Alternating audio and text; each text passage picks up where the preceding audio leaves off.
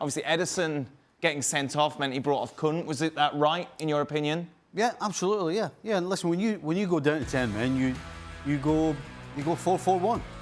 I mean, that's just what you do. That's the sensible thing to do. You've still got your two defensive lines, and you just ask the guy up front on his own to work his tail off. So as far as that's concerned, I think he's absolutely spot on. The one thing that I actually... Not surprised is probably the wrong word. I've been going on about how I think City defensively are vulnerable. Right. But it was always to do with... It was actually what happened with the Ederson sending off. When there's space behind them, your Fernandinhos and your Otamendis, I think that's where they've always been vulnerable. Because of the space in behind, they don't read it well, and they don't have the legs.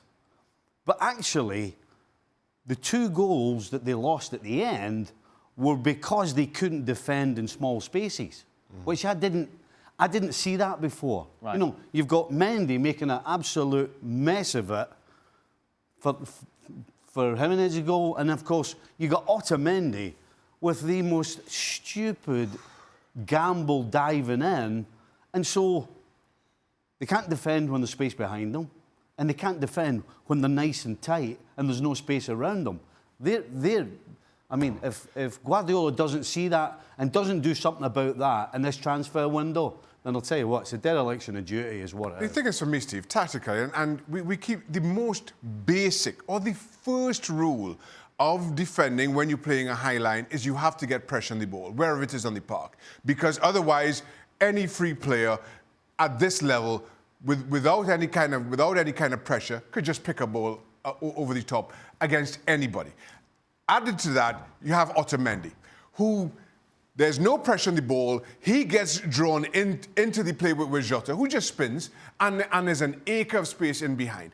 That is just basic. And for me, I don't know who you point the finger at here. Is that down to Kun Aguero up front? Is that down to Pep Guardiola on the side in not making sure that there's pressure on the ball? Or is it just not down, or is it down to just the back four in anticipating and in reading that there's no pressure on the ball, so you have to drop off? So for a team who we've waxed lyrical about for so long, to be making that basic an error around a system that they've played for all this time, I find bemusing. Despite what Gab says, City won't be winning the title this season. Leicester won't. Liverpool will obviously go on and win it now. Well, the facts change, your opinions the facts may change, change. opinion change, alien abduction, all that malarkey. For City now, it's all about the Champions League. No doubt about that, Jules.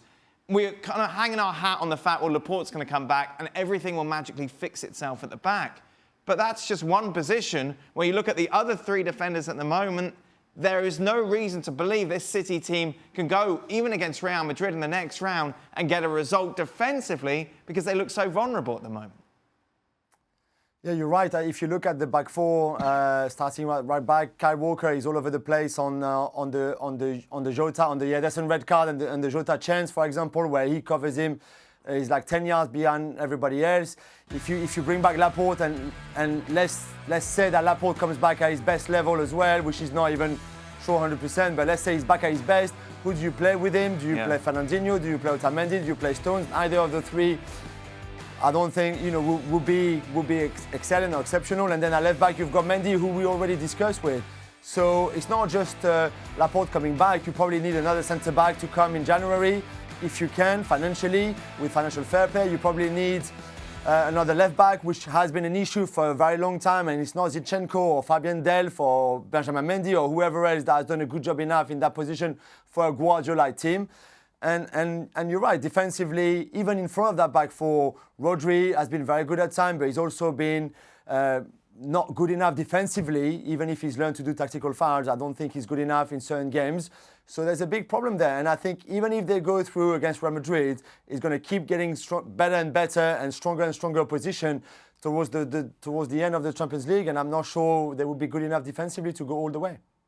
Are we setting the bar too high for City? Are we being too critical? No, City have set the bar high for themselves. They were so good that inevitably there's going to be a drop-off. And unfortunately, you have to point out where the flaws are. You know, we're talking about the back line, and then you're bringing up Rodri. And the one thing Rodri doesn't do that Fernandinho did was he closed the ball down better.